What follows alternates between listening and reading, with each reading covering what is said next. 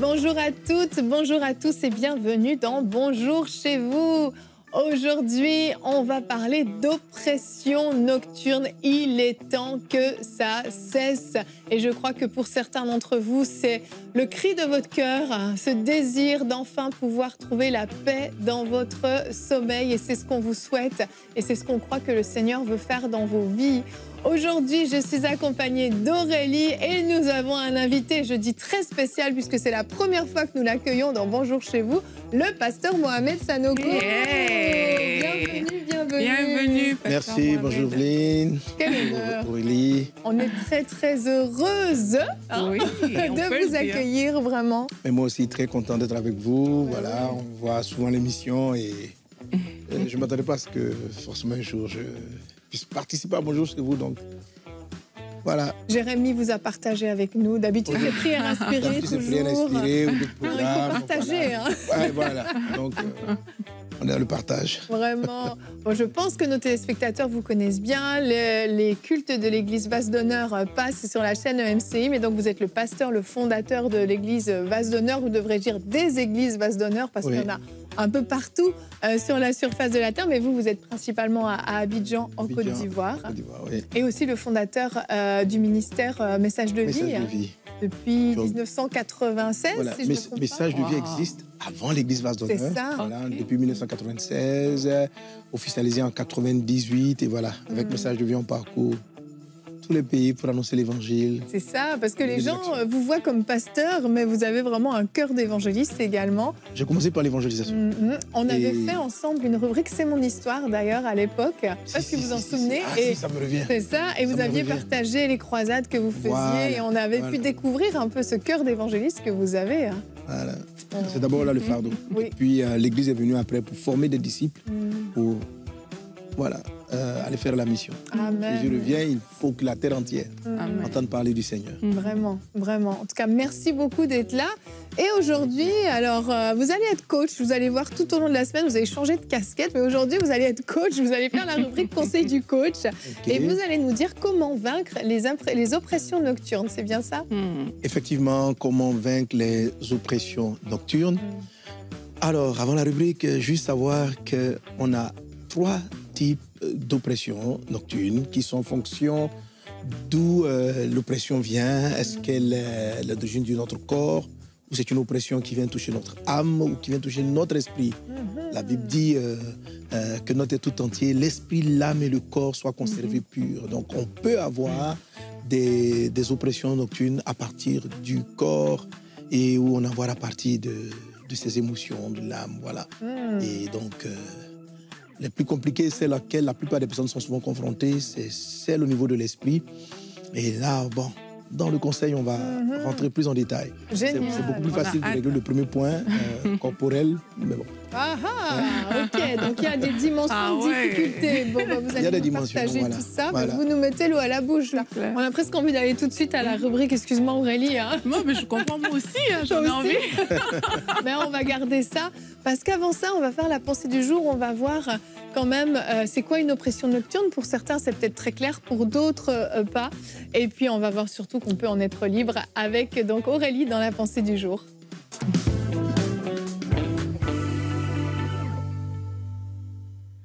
Quelquefois, nos nuits peuvent ressembler à des champs de bataille, à des scènes de pillage, des scènes de films, toutes sortes de choses. Et il y a des personnes qui le vivent vraiment chaque nuit, ce genre de rêve ou de cauchemar. Et parfois, on peut s'habituer à ça, ça devient normal, on ne se bat plus par rapport à ça. Mais aujourd'hui, j'ai envie de te dire que si tu es un enfant de Dieu, alors tu as droit à un sommeil paisible, tu as le droit de dormir en paix. La Bible nous dit dans le psaume 4, verset 9, « Je me couche et je m'endors en paix, car toi seul, Éternel, tu me fais habiter en sécurité. » Donc, on peut avoir cette confiance en Dieu, cette confiance que alors qu'on dort, alors qu'on se couche, on doit vivre cette paix-là. Et c'est important que je le dise aujourd'hui, parce que moi-même qui vous parle, il y a une période où j'ai subi plusieurs oppressions. Je dormais et systématiquement, toutes les nuits, je voyais une espèce de démon venir me piquer la tête avec un long couteau, très long. Et quelquefois, ce que ça va créer dans l'esprit des gens, c'est que ça va créer de la peur. D'habitude, comme j'ai dit, on a toutes sortes de rêves. Et moi, quand je fais certains rêves, mais je me bats, etc., il y a du mouvement.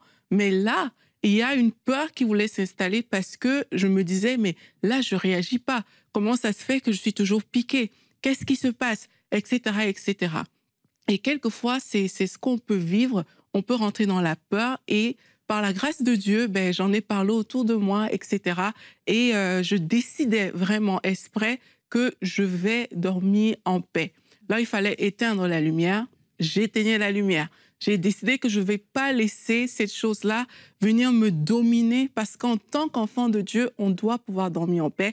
Et après plusieurs jours, j'ai mis en place quelque chose où je lisais la parole de Dieu tous les jours à haute voix dans ma chambre avant de dormir. Tous les jours, j'étais là, je lisais jusqu'à ce qu'un jour, j'ai découvert que tout ça s'est envolé. Ça m'a appris aussi à prendre autorité.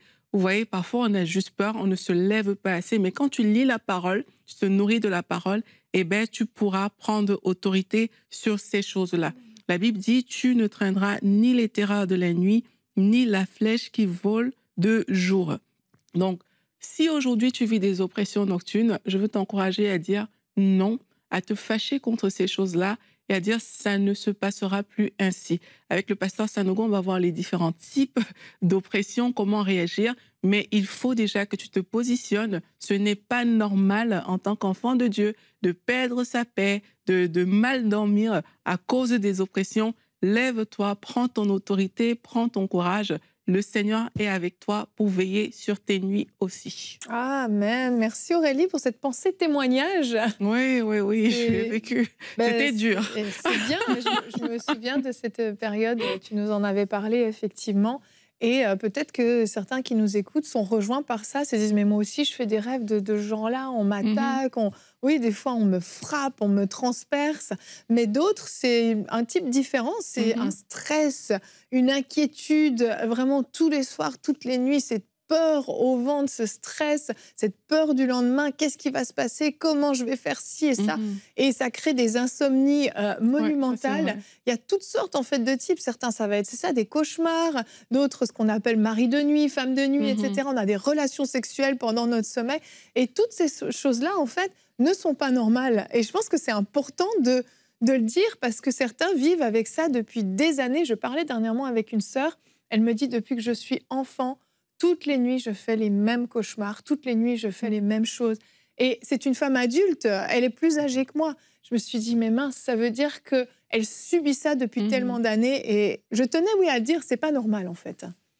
Pas du tout, c'est pas normal. Et Aurélie, tu as eu vraiment la bonne attitude, c'est-à-dire te révolter. Voilà. La Bible dit depuis Jean-Baptiste jusqu'à maintenant, le royaume de Dieu est forcé et ce sont les violents qui s'en emparent. Amen. Et vraiment, en première partie, il est vraiment important que tu te révoltes en t'appuyant sur le Seigneur. Pas une révolte simple personnelle, mais une révolte en t'appuyant sur le Seigneur, en prenant possession de ton sommeil, laisser l'Esprit du Seigneur, le Dieu vivant, la parole de Dieu prendre possession de ton sommeil à tous les niveaux. Que l'oppression soit corporelle, comme je le disais tantôt. On a 3 niveaux d'oppression qui peuvent arriver, ça peut être corporel ou émotionnel ou spirituel. Voilà, donc il faut prendre autorité, quelle que soit la forme, et puis résoudre le problème. Oui, voilà. C'est ça. Mais c'est ça, c'est important de se lever, parce que c'est vrai que parfois, on est passif, en fait. On subit des choses et on se dit, bon, voilà, moi, c'est mon quotidien. Puis on apprend à vivre avec. Mais le Proverbe 3, 24, qui est notre verset du jour, nous dit, quand tu te coucheras, tu n'éprouveras aucune crainte et ton sommeil sera paisible. Le verset 25 dit « Tu n'auras pas à redouter un désastre imprévu, ni la ruine qui ne manquera pas de fondre sur les méchants. Car l'Éternel sera ton assurance, il gardera ton pied de tout piège. » Ça, c'est des versets qu'il faut connaître, qu'il faut être capable de déclarer, qu'il faut s'approprier, parce qu'il faut le vivre. Moi, j'ai appris par cœur à mes enfants des versets par rapport parce que parfois, ils ont eu des périodes où ils faisaient plus de cauchemars, où ils avaient peur dans le noir. Où j'aurais donné des versets, je leur ai dit, tu dois être capable de déclarer ces versets, mais il faut que tu crois à ce que tu dis, pas juste dire. Donc souvent, je prends des versions plus simples, adaptées à leur âge, et je leur dis, mais quand tu as du mal à dormir, dis ce verset, en fait. Dis-le à voix haute même. Parce qu'il faut que ton oreille l'entende aussi. Il faut que tu l'entendes, il faut que tu te convaincs, parce qu'il faut apprendre à se saisir de ce que la parole de Dieu même dit. L'atmosphère doit l'entendre. Moi, c'est ce que j'ai compris, parce que sincèrement, dans cette période-là, je lisais juste, je faisais rien d'autre que de lire la Bible. Tu vois, mais je lisais à haute voix. C'est comme tout ce qui m'entoure doit entendre la parole de Dieu. Amen. Et la parole de Dieu a une autorité. Et sincèrement, aujourd'hui, avec beaucoup de recul, je peux le dire, c'est que moi, je suis chrétienne depuis des années, etc., mais c'est quand même arrivé, tu vois. Et là, il a fallu se positionner, il a fallu dire non à ces choses-là. Donc, parfois, on va se retrouver dans des scénarios où ça s'impose à nous, comme moi, sérieux, c'était le cas, c'est que ça s'est un peu imposé à moi, mais il y a aussi des scénarios où on doit juste faire preuve de sagesse, un peu comme tu disais tout à l'heure. Avant de chercher l'ennemi à gauche, à droite, de tous les côtés, intéressons-nous un peu à nous-mêmes en tant qu'enfants de Dieu.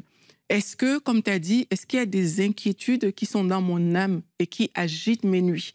Tu vois, là, c'est pas de se lever et de prendre autorité contre quelque chose, c'est toi-même qui dois te parler à toi. Comme, te positionner en fait de telle sorte que cette inquiétude-là, elle ne doit plus faire partie de ma vie. Dieu a dit que le lendemain aura soin de lui-même, et c'est peut-être dans cette partie de la parole que tu vas aller chercher. Ce sera pas dans forcément d'autres choses, des prières de combat ou ce genre de choses-là. Après, il y a encore d'autres situations. Il y a des situations où tu as peut-être regardé des films de combat toute la journée. Ou des films d'horreur. Et tout, des films d'horreur. Et la nuit, tu fais des cauchemars. Peut-être pose-toi les bonnes questions. Tu vois, si ça se trouve, ta nuit n'est que le résultat de ce que tu as vu.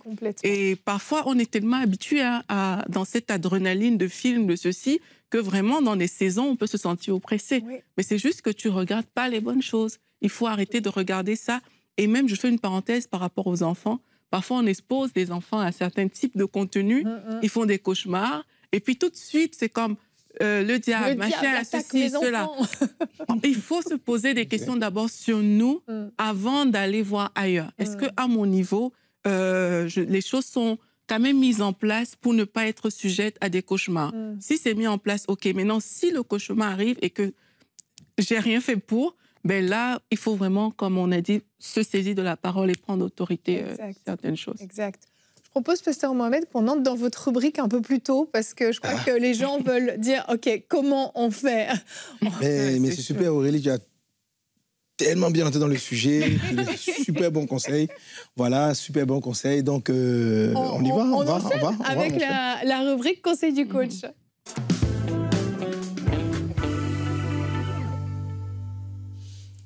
OK. Alors, comme je le disais tout à l'heure, on a 3 niveaux d'oppression, parce qu'on a 3 niveaux. L'être humain est composé de 3 parties, de l'esprit, de l'âme et du corps. Et chacune de ces parties est susceptible de vous donner des rêves, c'est-à-dire donc des cauchemars ou des oppressions nocturnes. Alors, on va commencer par celles qui sont relatives au corps, au physique. Dans le livre de Ésaïe, chapitre 29, verset 8, il est dit « Comme celui qui a faim rêve qu'il mange, puis s'éveille l'estomac vide. Et comme celui qui a soif rêve qu'il boit, puis il s'éveille épuisé et languissant. Ainsi en sera-t-il de la multitude des nations. » Voilà. En fait, le Seigneur dit quelque chose que nous connaissons. Alors, une petite histoire pour moi qui m'est arrivée. Peut-être ça vous est déjà arrivé. Donc, je fais un cauchemar dans lequel je monte dans une voiture, je monte dans un véhicule et on me ferme la portière sur la main. Et puis, c'est violent, je suis là. Et quand je me lève, j'arrive à me réveiller. En fait, je m'étais tourné dans mon sommeil, j'avais coincé mon doigt. J'avais coincé mon doigt, le lit, tout ça. Donc, c'est un cauchemar, mais c'est un cauchemar qui vient parce que mon corps est en train de me donner un message. Il dort mal, j'ai le doigt coincé, j'ai la main coincée. Donc, j'ai un rêve qui vient me dire « Hey, attention, on a mal à la main, il faut... » Voilà. Donc, ce sont des types de cauchemars qu'on peut avoir parce que, par exemple, on dort mal ou on s'est mal endormi physiquement. Donc, si vous dormez et que vous avez des mauvaises postures en vous couchant avec une posture qui vous fait mal au dos, votre corps va vous envoyer un message pendant votre sommeil. Il va vous envoyer un message qui n'est pas positif. Il va vous envoyer, peut-être vous allez voir des gens en train de vous battre le dos dans le cauchemar pour dire j'ai mal au dos. Et là, il faut juste vous réveiller et puis essayer de voir si physiquement vous pouvez pas revoir la manière dont vous vous couchez ou bien voilà, pour trouver une bonne position. Donc, il faut vérifier qu'est-ce qui se passe. La terreur se manifeste comment dans votre sommeil? Est-ce que le lendemain matin, vous avez effectivement mal à la partie concernée? Par exemple, si vous dormez sur une aiguille sans vous en rendre compte, ou bien pendant que vous dormez, il y a une aiguille. Mais dans le rêve, vous allez voir quelqu'un vous poursuivre en train de vous piquer à la main. Voilà. Donc, c'est une terreur de la nuit, mais ce n'est pas une terreur de la nuit. Voilà. C'est quelque chose de naturel. Voilà. Donc, voilà, c'est ça naturel. Si vous avez faim, vous allez voir que vous mangez. Hein, vous connaissez ces rêves. Hein. Souvent, lorsqu'on a envie d'aller faire pipi, mais on a des rêves aussi où on se voit. Il faut faire très attention de ne pas faire le pipi dans ce sommeil. Si tu fais le pipi dans le sommeil, tu vas te réveiller avec ton lit mouillé. Donc là, ton corps est en train de te dire, la vessie est pleine, il faut te réveiller. Et voilà. Donc ça aussi, ce sont des formes de terreur de la nuit, mais qui viennent simplement de certaines dispositions du corps. OK? Les deuxièmes types de terreur de la nuit qui sont les plus fréquentes, et Auriel en a parlé, ce sont celles qui sont relatives à l'âme.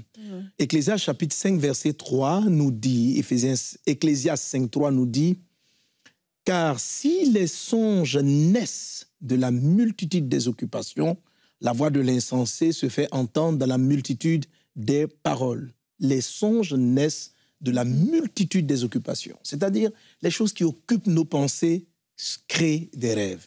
Les choses qui nous occupent créent des rêves. Et si je suis occupé, je suis préoccupé par des choses qui me font mal, par des situations, je suis préoccupé, j'ai peur, j'ai la crainte, etc. Ces éléments-là vont affecter mes émotions. Et mes émotions vont me les transmettre aussi en forme de cauchemar et je vais les voir. Alors là, maintenant, on a différentes, et là, il faut traiter avec différentes sources de troubles. Voilà. Le Seigneur dit dans le livre de Éphésiens chapitre 4, verset 26, parce que ce type de rêve, par contre, il peut ouvrir les portes à des esprits impurs, à des démons. Généralement, le monde des ténèbres va fonctionner avec le rêve. J'ai un petit schéma à vous montrer, voilà, qui parle des 3 niveaux de rêve. Donc, alors, dans ce schéma, vous allez voir que j'ai mis le premier ciel, deuxième et le troisième ciel. Okay? Le premier ciel, en fait, c'est celui que nous connaissons, donc qui interagit directement, c'est-à-dire nos réalités quotidiennes interagissent directement avec notre corps. Okay? Si on va en même temps, comment avec cela, j'en parlerai tout à l'heure aussi, donc à part les postures de sommeil, il faut savoir éviter de trop manger avant de dormir. Par exemple, ça donne des cauchemars. OK? Ça donne des cauchemars, donc il faut manger suffisamment tôt, digérer, dormir le ventre léger, parce que quand le corps est mal à l'aise, il envoie des mauvais rêves. Il est mal à l'aise, donc il faut savoir dormir. Voilà. Là, j'étais parti sur le premier niveau de songe. Je reviens donc sur le deuxième qui parle donc des occupations de l'âme. Il y en a diverses. Et dans le schéma, tu vas te rendre compte que les préoccupations de l'âme vont donner plus facilement accès à des esprits du deuxième ciel. L'apôtre Paul dit, j'ai été enlevé, je connais un homme qui a été enlevé au troisième ciel, où il a vu des choses inexprimables. Donc pour dire que ce niveau-là est le niveau du Seigneur et le niveau du ciel. Donc, si on a le troisième, on a le deuxième. La Bible parle, vous n'avez pas à lutter contre la chair et contre le sang, mais contre les esprits impurs dans les lieux célestes. Donc, les démons sont aussi dans des lieux célestes, mais pas dans le niveau du troisième, ils sont au niveau du second. Tandis que le premier ciel, c'est le ciel auquel nous avons accès, que nous voyons physiquement, nous voyons les étoiles, etc., auquel nous avons accès. Donc, il traduit la réalité physique, la réalité naturelle. Alors, tandis que donc les réalités émotionnelles vont nous mettre en contact avec ce deuxième ciel invisible. Et là, on va commencer à sentir des oppressions démoniaques. Jésus peut dire, dans le livre, par l'apôtre Paul, dans le livre d'Éphésiens, chapitre 4, verset 26, il dit « Si vous mettez en colère, ne péchez point, que le soleil ne se couche pas sur votre colère et ne donnez pas un accès au diable. » Autrement dit, la colère est une vive émotion. Si je m'endors avec la colère, Alors, c'est pas seulement la colère, avec des frustrations, avec des blessures de l'âme. Je suis déçu, donc ce sont les occupations. Déçu de mon conjoint, blessé par ce qui m'arrive dans la vie, sur le plan social, sur le plan professionnel. Lorsqu'une chose vient charger votre âme, un peu comme quand votre sommeil est chargé, il va vous donner des mauvais rêves. Quand votre âme est chargée, elle est une porte à... Non seulement vous-même vous faites des cauchemars, mais c'est aussi une occasion pour le diable et donc les démons, selon Éphésiens chapitre 4, d'entrer et de vous attaquer en augmentant la peur. Alors c'est là qu'on va se retrouver. Pourquoi créer de la peur en regardant un film d'horreur? Voilà. Donc si je m'endors après un film d'horreur, je crée en moi la peur ou la colère ou je vois des images qui m'effraient et je vais donner donc un accès au niveau, et ça va faire, ce sont un niveau de terreur de la nuit. Mais dans le nom de Jésus, le Seigneur te donne la victoire. Et déjà, on commence à voir dans ces passages que tout va se traiter avant de dormir. La façon dont on rentre dans le sommeil va nous donner la victoire sur ces différents types d'attaques. Voilà, sur ces terreurs de la nuit. Et puis, on a le troisième niveau, voilà, qui est le plus profond. Et lorsque je t'écoutais tout à l'heure, tu donnais ton témoignage, ça ressemble vraiment à une attaque du troisième niveau, à une terreur de la nuit. Je veux dire, on a des esprits donc, qui attaquent généralement donc, au niveau de l'âme, des démons. Le plus souvent, c'est là-bas qu'ils attaquent, qu'ils font les cauchemars, etc. Parce que quelque part, on leur a donné un accès par la peur, par trop de soucis, par cela. Mais lorsqu'ils arrivent au troisième niveau que la Bible appelle le profond sommeil, il faut faire attention. Le troisième niveau de rêve, c'est le rêve des esprits. C'est le rêve de votre esprit. C'est celui qu'on appelle encore le profond sommeil. Ces rêves-là sont extrêmement puissants. C'est par les rêves du profond sommeil que Dieu vous parle, que Dieu vous donne des révélations, que Dieu vous oriente. La Bible dit, Job chapitre 33, verset 14, « Dieu parle cependant, tantôt d'une manière, tantôt d'une autre, et l'on n'y prend point garde. Il parle par des songes, il parle par des visions nocturnes, quand les hommes sont livrés à un profond sommeil, quand ils sont endormis sur leur couche. » Alors, le sommeil qu'on appelle le profond sommeil, ce n'est pas profondément endormi. Voilà, j'ai toute une formation là-dessus, où j'en parle. Quelquefois, même, vous pouvez rentrer dans le profond sommeil, même étant assis dans votre divan. Voilà. Mais c'est le sommeil qui se trouve au niveau de l'esprit. C'est à partir de là que Dieu a créé, a formé Ève. La Bible dit Dieu a plongé Adam dans un profond sommeil. Il a plongé dans le profond sommeil, et c'est dans le profond sommeil, de là qu'il a tiré Ève. Le profond sommeil sont des choses que lorsque c'est Dieu qui vous les donne, elles se produisent dans votre vie. Si le diable et les démons arrivent à placer quelque chose dans votre profond sommeil, ça va affecter votre vie dans la réalité. S'il arrive à te mettre dans le profond sommeil, il te fait des vies donc par exemple, ce qu'on appelle les violeurs de nuit, qui vont attaquer, qui attaquent dans le profond sommeil, ça va avoir une répercussion dans votre relation conjugale. Vous allez le sentir. Ce n'est pas juste une terreur de la nuit passagère comme ça. Ça a un effet. Ça a un effet. Si vous voyez qu'on vous jette dans un puits, vous allez le vivre dans votre vie réelle. Vous allez le voir. Parce que les profonds sommeils se produisent. Vous savez, dans le livre de Genèse, chapitre 37, Joseph avait fait un profond songe, un sommeil profond. Et lorsqu'il le traduit, ses frères sont inquiets. Quand vous lisez Genèse 37, par exemple, les frères disent, verset 20, il dit, venez maintenant, tuons-le, jetons-le dans une citerne, et nous dirons qu'une bête féroce l'a dévoré. Et nous verrons ce que deviendront ses songes. Ils ont tué Joseph, pas parce qu'ils étaient jaloux de ce qu'il était le préféré de papa. Ils ont tenté de le tuer, pardon, non pas tuer. Ils ont tenté de le tuer, pas parce que son père lui avait remis la tenue de plusieurs couleurs, parce qu'il avait fait un rêve. Il a dit, nous verrons ce que deviendront ces songes. Les songes deviennent quelque chose. Et l'ennemi en est conscient. Donc, s'il arrive à te faire des cauchemars dans le profond sommeil, où on te poursuit dans le profond sommeil, on va te poursuivre dans le monde réel. On te combat dans le profond sommeil, tu vas le vivre en live. Voilà, c'est la raison pour laquelle ces rêves-là en particulier, il faut faire attention. Et à ce niveau, on a encore 2 places. Tout je le donne avec les versets. Pour que, voilà, ce n'est pas juste mon invention. OK? Job, par exemple, on a 2 types de profond sommeil qui peuvent être des cauchemars. Si on continue dans Job chapitre 33, où il dit Dieu parle tantôt d'une manière, tantôt d'une autre par des songes, il dit aussi, il donne des avertissements pour éloigner l'homme de l'orgueil et l'empêcher de tomber dans la fosse. Donc, à ce niveau, il arrive que Dieu lui-même vous envoie des rêves. On voit en Daniel chapitre 4, verset 5, Nebuchadnezzar qui dit « J'ai eu un songe qui m'a effrayé, les pensées dont j'étais poursuivi sur ma couche et les visions de mon esprit me remplissaient d'épouvante. » Il va raconter le songe donc à Daniel, où il va voir donc l'arbre qui a été cassé.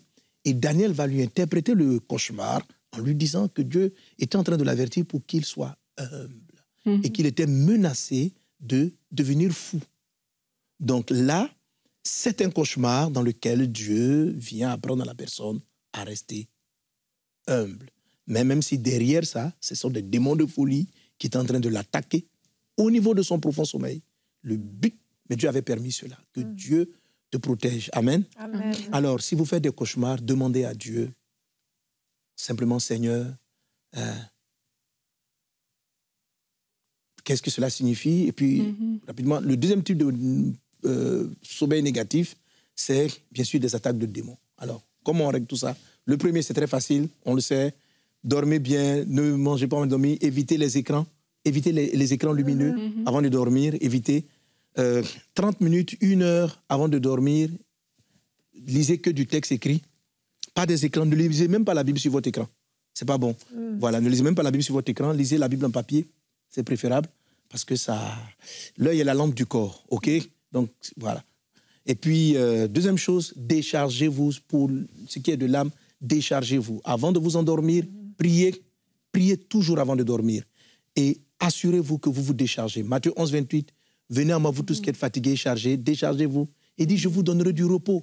Ton sommeil est reposant. Amen. Lorsque tu te décharges sur le Seigneur, ah, aujourd'hui j'ai été fatigué, les gens m'ont provoqué, les gens ont fait ceci, je suis triste de ce que j'ai perdu une amie. Seigneur, mon sommeil est agité. Je vais me décharger sur toi de ce fardeau. Et je m'endors avec tes fardeaux à toi. Dormez comme des petits enfants en jetant vos soucis au pied du Seigneur Jésus-Christ et puis dormez. Et puis, voilà. Et puis maintenant, ceux de l'esprit, là, priez avant de dormir et appliquez ce dont Aurélie est en train de parler tout à l'heure, la prière et le combat spirituel. Quelquefois, ça nécessite des délivrances, que les esprits impurs soient chassés de votre vie. Et surtout, quand ils vous attaquent dans votre profond sommeil, connaissez quel est le rêve de Dieu pour vous. La meilleure façon de combattre les cauchemars, c'est de savoir quel rêve ils veulent tuer. Quand ils t'attaquent, c'est parce qu'ils veulent tuer un de tes rêves. Donc, si tu sais ce que Dieu veut que tu fasses dans la vie, tu vas naturellement sortir du cauchemar. Que Dieu vous conduise, que Dieu vous dirige, que tout esprit impur de terreur de la nuit soit chassé au nom de Jésus. Amen. Amen, amen. Merci, Pasteur Mohamed, merci beaucoup. Super instructif, très, très important. Et on voit qu'on a notre part à jouer. On n'est pas une victime passive, mais on a vraiment notre part à jouer. Et ça fait toute la différence. Alors que vous puissiez décider de mettre en pratique ces conseils, de vous saisir de votre autorité, de mettre en place des choses de manière très naturelle aussi, avec sagesse, avec discernement, pour que vous puissiez dormir en paix. C'est ce qu'on vous souhaite, que vous ayez des nuits paisibles. Demain, on va parler de l'offense. Est-ce vraiment possible de guérir de l'offense? Nous serons encore avec vous, Pasteur Mohamed, et vous nous direz dans la rubrique Réponse d'experts quel impact l'offense a-t-elle sur celui qui la porte. Et oui, l'offense fait des dégâts, premièrement, à nous-mêmes. Et on en parle demain. Merci beaucoup, Pasteur Mohamed. Merci Aurélie. À demain et bonjour chez vous.